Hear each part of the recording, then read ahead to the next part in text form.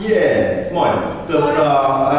Janne Länsipuro, Kati Clemens täältä Green Ideas tällaisesta suunnitteluworkshopista Italian gastronomisten tieteiden yliopistolta. Haluttiin kertoa ihan tuoreeltaan meidän Cookit oppimispeli maailmasta, jonka kautta lapset pääsee sisälle paikallisen ruokakulttuurin saloihin ja tietoisuuteen ruoan vaikutuksesta.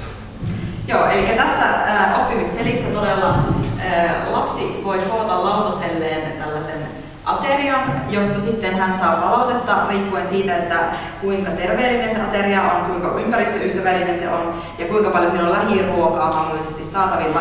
Ja sitten että mistä hän tekee sen aterian tai koostaa sen aterian, on tällaisia tuotteita, mitä joku yritys tai farmi tai maatila tai rooftop garden kattopuutarha saattaa mahdollisesti tuoda markkinoille, eli nämä yritykset tuo tähän samaan systeemiin ne omat tuotteensa esille.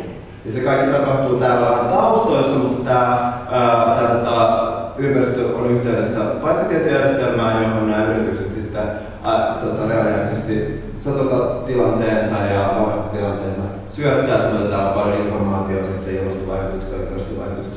Tätä kautta saadaan tuotua koululaisten lasten elämään tietoisuus siitä ruuasta ja toteutetaan muun muassa Helsingin kaupungin ruokakulttuurin strategian tavoitteita tältä osin. Cookit!